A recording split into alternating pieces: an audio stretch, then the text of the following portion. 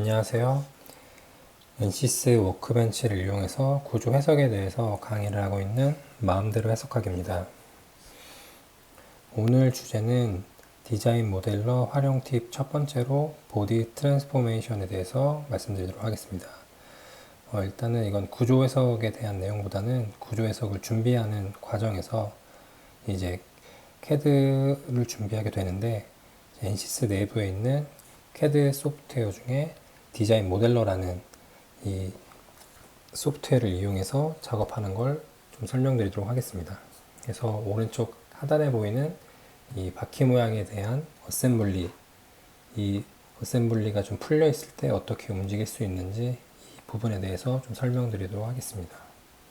일단 NCS를 좀 열어볼게요. 그래서 워크벤치 실행하시면 이렇게 지오메트리를 실행하셔야 되는데 그냥 요 스태틱 스트럭처를 실행하셔도 되고 아니면 오늘은 그냥 지오메트리 이렇게 실행하시면 우클릭 하셨을 때 두 가지 선택권이 있어요. 하나는 이 스페이스 클레임 그리고 또 다른 하나는 이 디자인 모델러 이 두 가지인데 이게 아마 라이센스에 대해서도 좀 달라질 수가 있고요. 그리고 이제 주로 참고하는 서적이나 자료에 따라서 스페이스 클레임 기준으로 쓰실 수도 있고 디자인 모델러 기준으로 쓰실 수도 있는데 아무래도 좀 디자인 모델러로 된 어떤 설명들이 많고 그리고 좀 더 저는 더 익숙하더라고요. 그래서 요거에 대해서 좀 설명하도록 하겠습니다. 제가 좀 미리 임포트를 해놨고요. 지금 임포트를 했을 때 바퀴랑 뭐 브라켓 이런 것들이 지금 하나의 좌표계 축으로 지금 다 한꺼번에 임포트 된 걸 보실 수가 있고 원래는 이렇게 잘 조립된 상태로 작업을 해야 되는데 방금 전과 같이 뭐 어떤 이유로든지 이렇게 임포트 했을 때 하나의 좌표계로 왔다면 이거를 어셈블리를 다시 해줘야 됩니다. 그래서 NCS 내에 있는 이 디자인 모델러에 있는 기능만으로도 충분히 이동할 수 있고요. 이거를 한번 차례대로 해보도록 하겠습니다.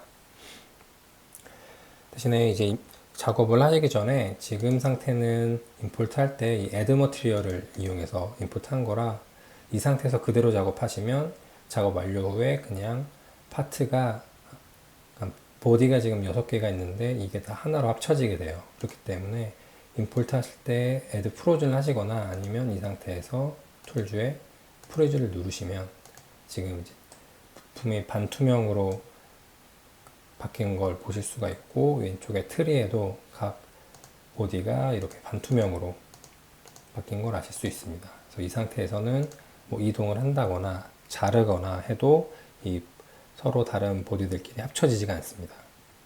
이 상태로 작업을 하셔야 되고요. 그래서 움직이기 위해서 오늘 쓸 기능으로는 이 보디 트랜스포메이션을 사용할 거고요. 여기 5가지가 있고 대신에 지금 이 버튼 위치가 여기 없다고 하면 이 위쪽에 크리에이트 보디 트랜스포메이션 가시면 요 나머지 5개가 이렇게 보이게 됩니다. 이 모든 기능들이 지금 다 이 바깥에 나와 있는 건 아니고요. 이 툴바에 위치시키기 위해서는 요 툴주의 옵션 가시면 이 툴바에 지금 모든 기능이 다 나와 있고 여기서 yes 하시면 여기 나타나고 no를 누르면 이 툴바에서 사라지게 됩니다. 그래서 자주 사용하는 것들은 바깥에 꺼내놓고 사용하면 편리하게 사용하실 수 있습니다. 그래서 일단 하나하나 부품을 조립해 볼 건데요. 지금 일단 필요 없는 거는 좀 숨겨보고 작업을 해보도록 하겠습니다. 일단은 지금 실린더 모양으로 된 이 부품이 여기 있는 이 핀에 껴져 있는 상태여야 되는데 그래서 이 핀 기준으로 이 실린더 부품을 회전해 보도록 하겠습니다. 그래서 지금 보이는 이 플러스 Z 방향으로 90도 회전할 거고요. 회전하기 위해선 이 보디 트랜스포메이션 가신 다음에 로테이트 누르신 다음에 어떤 부품을 회전할 건지 선택을 하시고요. 그 다음에 셀렉션 방법은 2가지가 있는데 일단 첫 번째 셀렉션을 선택하시고 어느 축을 통해서 회전할 건지 선택하는 부분입니다. 그래서 엑시스 셀렉션을 누르시면 이 위쪽에 이제 지오메트리가 다양하게 활성화되게 되는데, 여기서 뭐 특정 이 선을 누르면 이렇게 화살표가 생기면 이 선을 기준으로 난 로테이션 하겠다, 이런 거고요. 그래서 다양하게 내가 선택하는 거에 따라서 이렇게 화살표가 생기게 되는데, 저희는 이 플러스 Z 방향으로 선택할 거기 때문에 지금 기존에 있는 것들 중에 이 X, Y 플레인을 누르시면 이렇게 화살표가 원하는 방향으로 나타납니다. 그리고 왼쪽 아래 보시면 이 화살표를 통해서 축 방향을 바꿀 수가 있어요. 그리고 이 축을 선택하시고 내가 옮기고자 하는 방향 90도를 누르시면 이렇게 움직이게 된 후에 모양이 와이어 프레임으로 나타나게 됩니다. 그래서 미리 보기가 나타나게 되고요. 여기서 완료를 하시려면 왼쪽 위에 제너레이트를 누르시면 이렇게 이동이 완료된 걸 확인할 수 있습니다. 그래서 잘 온라인이 됐는지 검토해 보시고요. 그 다음에 다른 부품으로는 바퀴는 다시 숨기고요. 이 브라켓에 대해서 한번 옮겨 볼게요. 그래서 이것도 숨기고, 원래는 이 브라켓이 이 핀이 아래쪽에서 결합이 되어 있어야 되는데, 지금 이 브라켓을 이 핀 위치로 옮기는 작업을 진행해 볼게요. 이걸 하기 위해서는 뭐 여러 가지 방법이 있는데, 이 브라켓을 이 보디에 있는 트랜슬레이트를 이용해서 그대로 요 X방향, Z방향 이 거리를 측정한 다음에 그 값만큼 이동하면 움직이게 되는데, 그 측정하는 것도 하나의 작업이기 때문에 일단은 그 기능 말고 여기에 있는 이 무브 기능을 이용해 보겠습니다. 그래서 무브 기능은 설명드리면, 원하는 기준 위치에서 이동하고자 하는 곳의 기준 위치까지 뭐 다양한 방식이 있지만, 지금 설명드릴 거는 플레인을 만들어서 이동시킬 거예요. 그래서 지금 목표화하고자 하는 위치는 지금 이미 제품이 있는 요 셰프트가 있는 그쪽으로 보시면 XY 플레인 이쪽으로 움직이게 할 거고요. 그러면은 원래는 이 축이 이 밑에 쪽에 있어야 되기 때문에 원래 있어야 하는 위치에 플레인을 하나 새로 만들어 줄 겁니다. 그래서 플레인을 새로 만들기 위해서는 이 왼쪽에 뉴 플레인을 누르시고요. 그러면은 지금 자동으로는 이렇게 from 플레인에서 기존에 선택했던 XY 플레인 기준으로 똑같은 걸 만든다는 얘기인데, 이걸 사용할 건 아니고, 이번에는 여러 가지 기능이 있는 타입 중에 센트로이드 써볼게요. 이거는 많이 사용하게 되실 텐데, 이제 내가 선택하는 어떤 부품이나 지오메트리 그 중심에 축이 만들어지게 되는 거예요.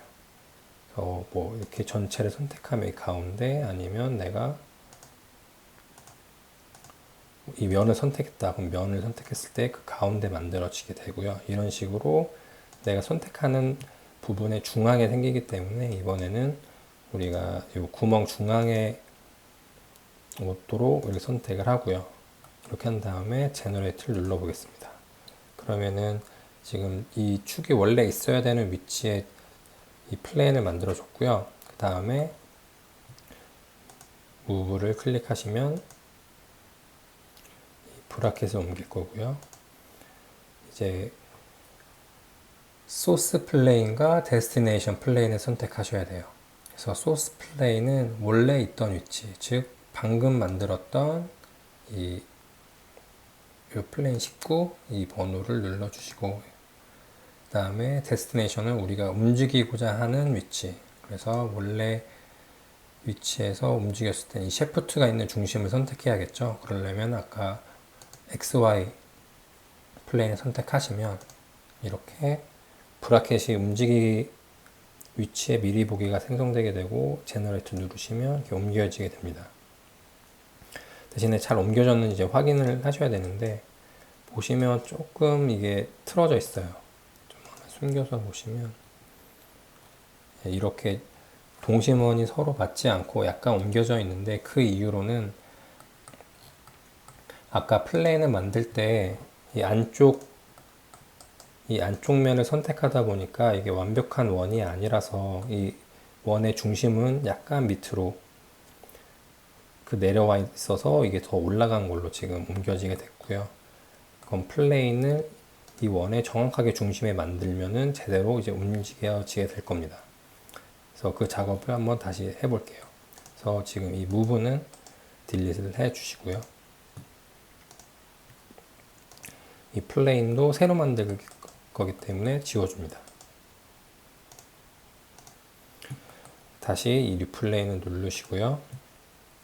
타입에서 방금 사용한 센트로이드 말고 그 다음 서클 클릭하시면 이거는 이제 정확한 원의 중심을 잡아주거든요. 그래서 요 하나의 이 선호를 선택해 주시면 이 선호가 완벽한 원이 아니더라도 여기에 중심을 찾아서 이 플랜을 만들어 주게 되고요.